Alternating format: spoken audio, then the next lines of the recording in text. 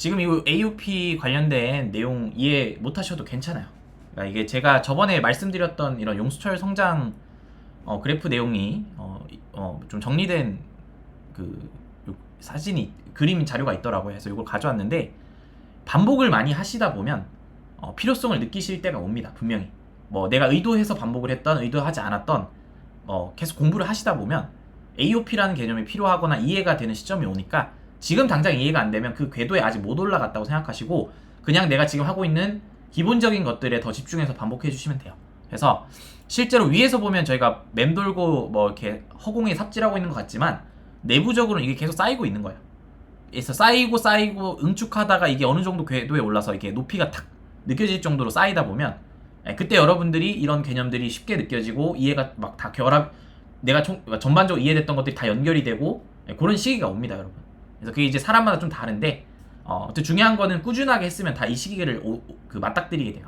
그래서 결론적으로 도달은 다 똑같은 곳에서 하게 되니까 너무 조급해하지 마시고 요 AOP라는 개념이 당장 이해가 안 되거나 필요성을 못 느낀다 하시는 분들은 그냥 가볍게 넘기시고 나중에 이제 반복하시다 보면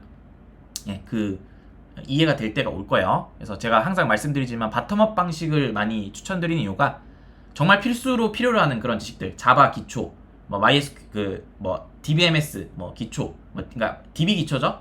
그리고 관련돼서 스프링 기초, 요 정도. 그리고 그런 기초 학습들을 먼저 하시고 많이 써보세요. 써보시다 보면 이제 요 원리들이 궁금해지는 그런 시기가 와요. 그때 이제 잠깐 공부하고 조금 깊게 더 들어가고 그렇게 하시면 공부 효율이 훨씬 좋고 그리고 재밌어요. 일단 꾸준히 하기 딱 좋은 거죠. 반복하기 딱 좋은 게 재밌으면 사람이 다 반복하잖아요. 그래서 그렇게 재밌게 학습을 하시는 거를 추천드리고 다만 이제 내가 이게 정말 지금도 재밌고 나는 이제 이런 원리적인 것들 파는 게 너무 재밌어 이러면 바텀업을 하셔도 되는데 나는 아직 그런 게 아니라 부담감만 좀 느낀다면 전혀 이제 개의치 않고 그냥 여러분들이 제가 이제 설명드린 기초적인 학습 먼저 반복을 많이 하시면서 많이 만들어 보셔. 그러면 이제 자연스럽게 그게 쌓이는 거 이게 용수철 형태로 이렇게 쌓여서 여러분 실력이 되고 바텀업으로 갔던 탑다운으로 갔던 아무튼 결론적으로 도달하는 곳은 다 똑같아요. 그런 실력이 티어가 이제 높아지는 그런 거잖아요. 어떻게 보면 그래서 시니어로 가던 여러분들이 이제 주니어면 미드레벨로 가던 근데 도달하는 곳은 다 똑같이 도달할 수 있으니까 방법은 여러분들한테 맞게 재밌게 꾸준히 할 수 있는 방식으로 가시면 좋겠다. 그래서 이제 뇌가 어떤 걸 학습하실 때 이게 정말 필요로 하다 그러니까 무의식적으로 이게 생존에 필요로 하다 하면 그게 굉장히 이해가 잘 되고 이게 받아들이는 게 되게 잘 되는 그런 효율을 열어줘요, 뇌가.